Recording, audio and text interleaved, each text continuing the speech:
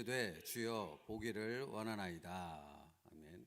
오늘 말씀의 제목은 주께서 무엇을 해주시기를 원합니까? 입니다. 챔버스 목사님은 오늘 말씀 속에서 이렇게 말씀합니다. 상식을 하나님의 뜻으로 여기지 마십시오. 여러분, 이건 굉장히 중요한 얘기입니다. 불가능한 일이므로 주님께 도움을 요청하는 것입니다. 만약에 우리가 믿는다 하면서 신앙생활을 한다 하면서 하나님을 믿는다 고백하면서 상식의 수준으로 기도하며 상식의 수준으로 믿음생활을 신앙생활을 한다면 그는 절대 전능하신 하나님이 누구신지 그분을 삶 속에서 만나는 놀라운 경험을 하지 못할 것입니다. 바로 그런 부분에 대한 이야기입니다. 사실 그래서 주님께서는 이렇게 말씀하신 것 아닙니까? 할 수 있거든이 무슨 말이냐? 믿는 자에게는입니다. 그리고 능치 못함이 없느니라. 능치 못함이 없습니다. 어떤 자에게? 하나님을, 하나님 되심을 정말로 믿는 사람에게는 능치 못함이 없는 것입니다. 그러나 하나님이 누구신지 모르고 하나님이 어떻게 역사하시는지를 모르는 사람은 그 하나님을 제대로 알지 못하기에 믿지 못하는 것이고, 믿지 못하는 사람은 기도하지 못하는 것이고, 어마어마한 그 하나님의 응답의 역사를 경험하지 못하게 된다 하는 것이지요.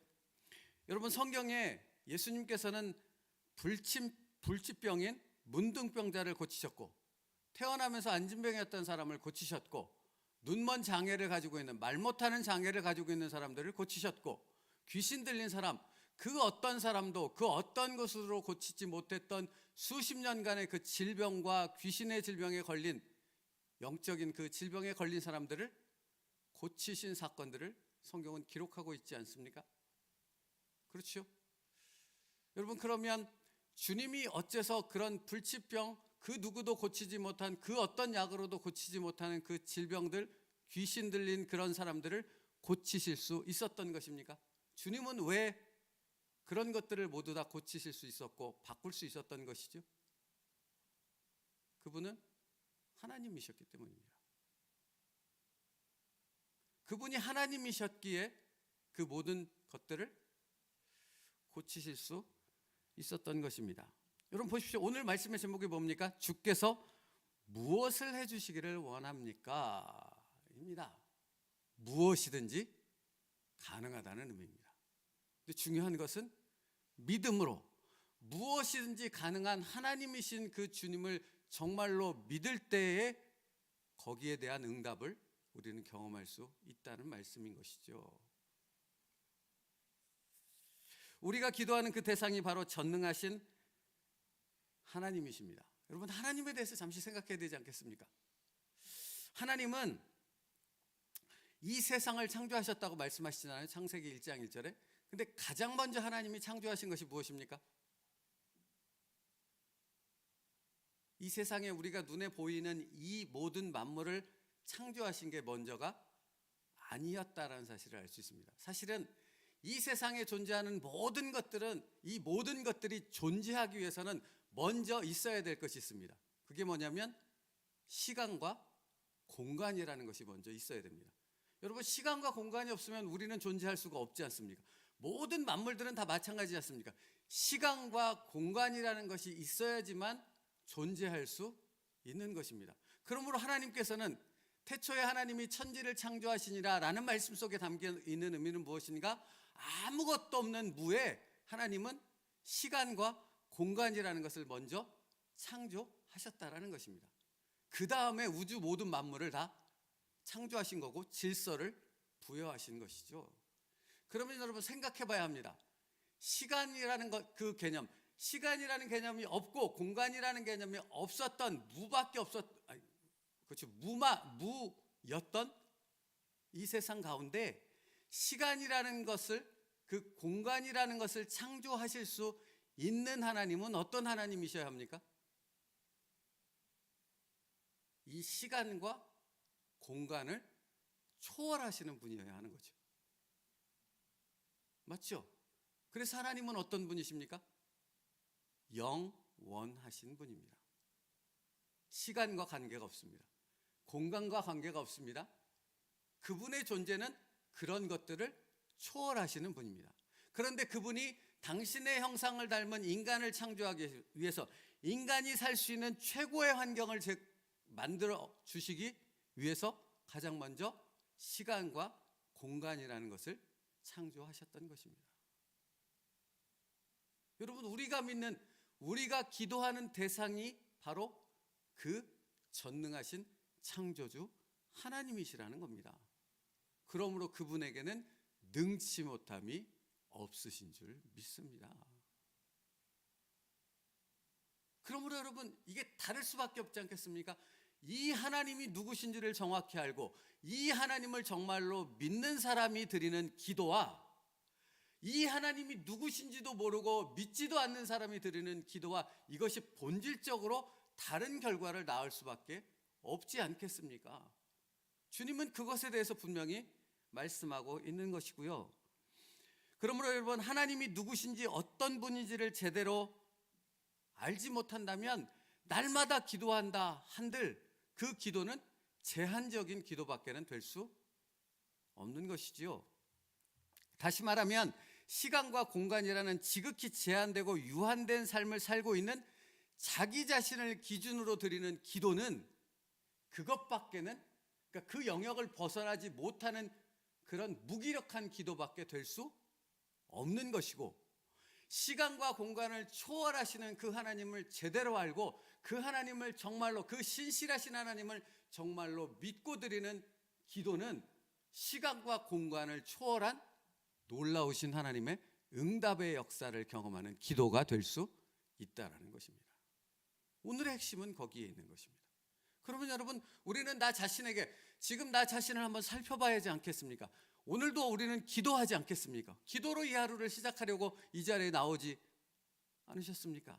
그렇다면 나의 기도는 시간과 공간에 제약된, 지극히 제한된 유한적인 나를 중심으로 하는 내 기준의 기도가 되어지고 있는 것인지, 아니면 시간과 공간을 초월하시는 그 하나님을 정말 믿고 그 하나님을 향하여 드리는 그 어마어마한 기도가 나의 기도가 되어지고 있는 것인지, 그것을 분명히 살펴봐야 한다라는 것입니다. 여러분, 주님이 오늘 본문 말씀이요, 주님의 일행이 여리고를 지나가실 때 한 사람을 만나지요. 근데 그 사람은 구걸하는 맹인이었습니다.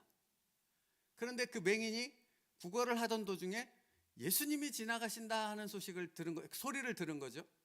그러니까 이 맹인이 갑자기 돌변합니다.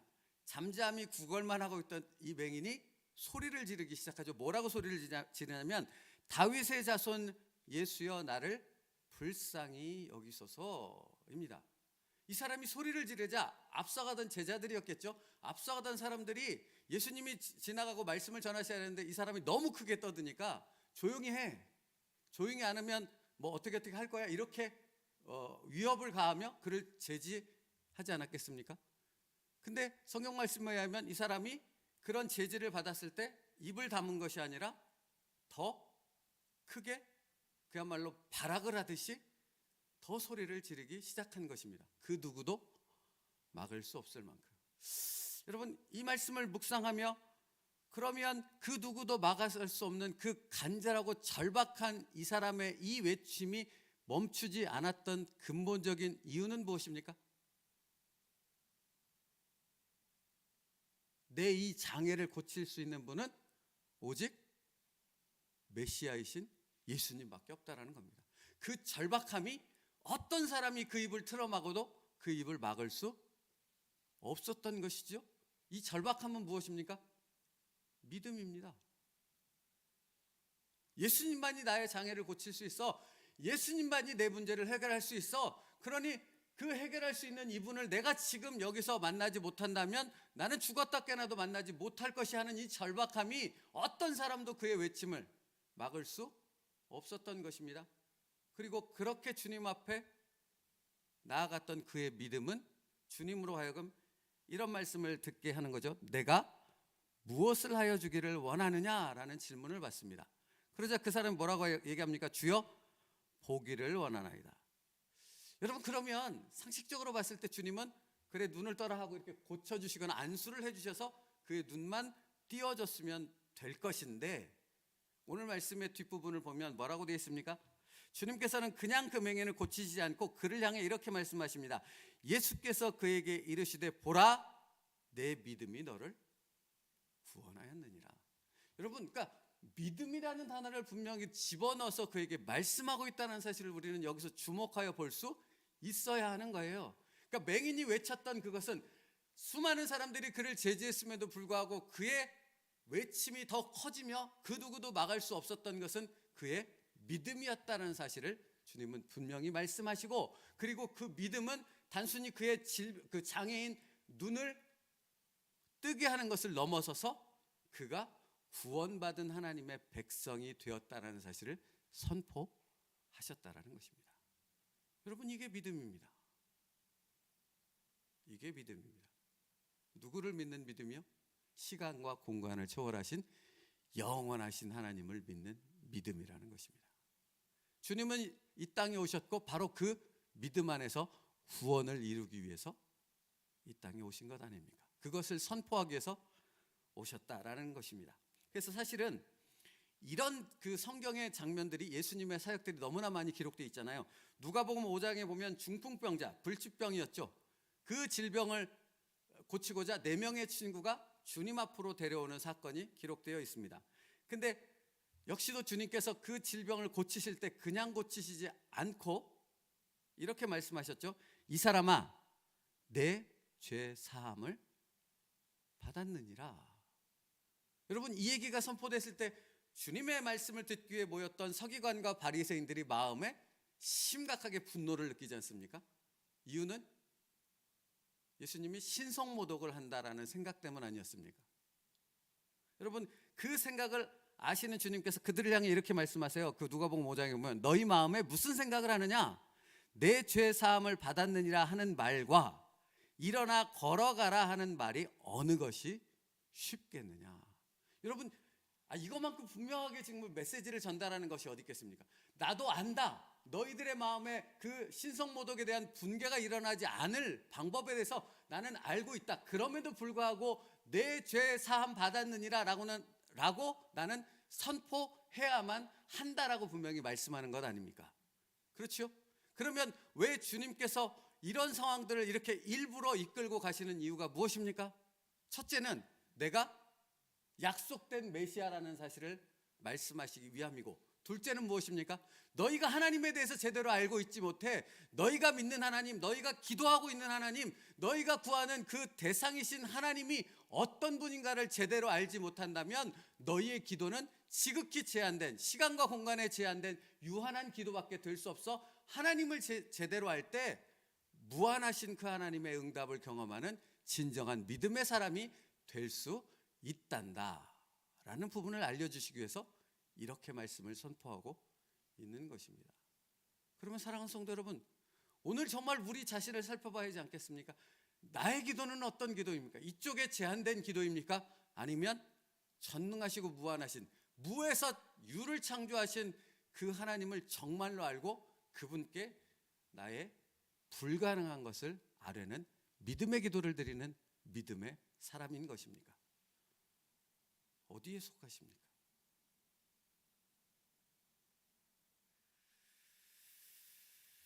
여러분, 이런 장면이 너무나 많아서 이게 뺐는데도 이것도 말씀드려야 될 것 같아요. 무화과나무를 마른 것을 보시고 무화과나무를 저주하시잖아요. 그 다음날 갔더니 말랐어요. 제자들이 놀랍니다. 그 제자들을 향해 예수님이 뭐라고 말씀하세요? 내가 진실로 너희에게 이르노니 누구든지 이 산더러 들려 바다에 던져지라 하며 그 말하는 것이 이루어질 줄 믿고 마음에 의심하지 아니하면 그대로 되리라. 그러므로 내가 너희에게 말하노니 무엇이든지 기도하고 구하는 것을 받은 줄로 믿으라. 그리하면 너희에게 그대로 되리라.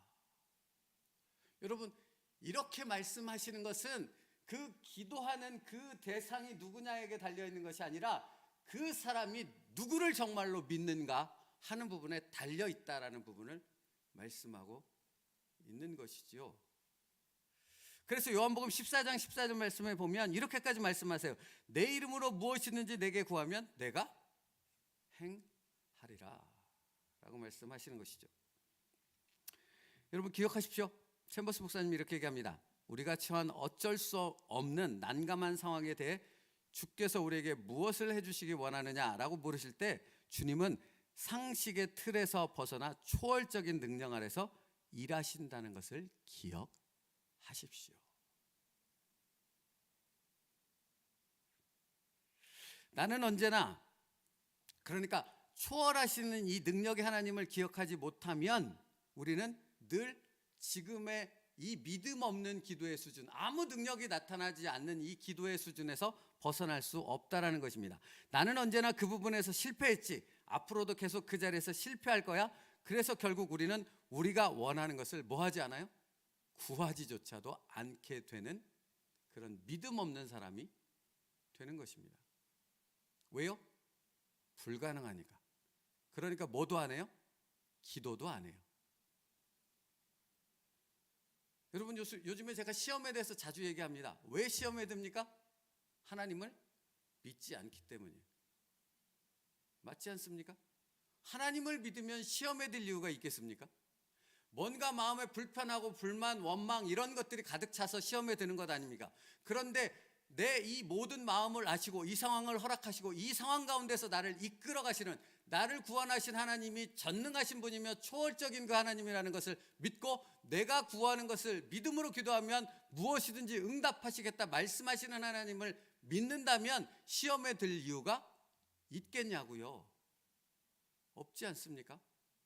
그 하나님이 나를 붙잡고 계신데, 그 하나님이 나를 알고 계신데, 그 하나님이 나를 주목하고 계신데, 그 하나님이 나를 지명하여 불러 구원하셨는데,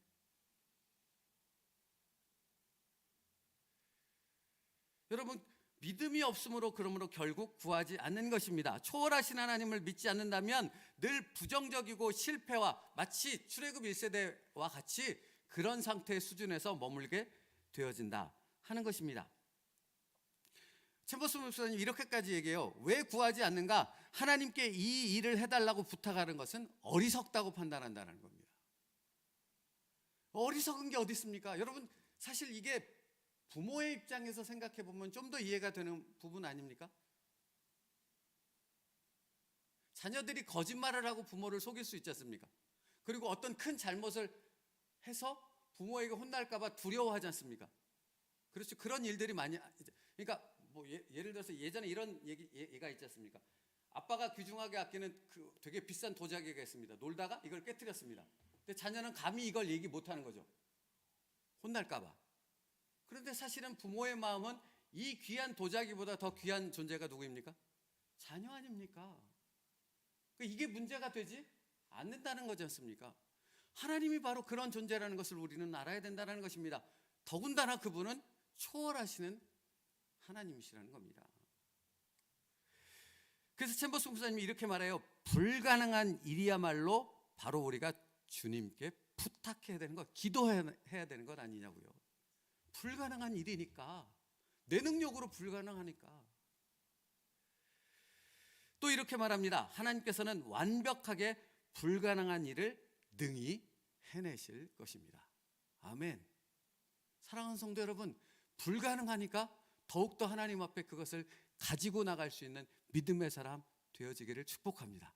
그리고 여러분, 그러므로 그 불가능한 것을 가지고 나간 전능하신 하나님 앞에 그것을 믿음으로 갖고 나간 그 사랑하는 자녀에게 응답하시는 전능하신 하나님을 당신의 삶 속에서 만날 수 있게 되기를 축복합니다. 그것이 우리가 누릴 수 있는 최고의 복 아니겠습니까? 오늘도 이 은혜를 누릴 수 있는 저와 여러분 될 수 있기를 축복합니다. 기도하겠습니다. 살아계신 하나님, 하나님이 누구신가를 알게 하여 주옵소서. 그래서 그 하나님 앞에 가지고 나갈 것이 없고, 그 하나님이 해결할 수 없는 것이 없고, 그 하나님이 응답하실 수 없는 것이 없다라는 사실을 알기에 날마다 우리의 불가능한, 우리의 선을 뛰어넘는 그 수만 가지의 것들을 가지고 하나님 앞에 나아가 기도하여 부르짖는 저희의 기도가 있게 하여 주옵소서. 또 그것에 응답하시는 놀라우신 하나님을 날마다 삶 속에서 경험하는 축복의 하나님의 백성들 되게 하여 주시옵소서. 예수님의 이름으로 기도 올리옵나이다.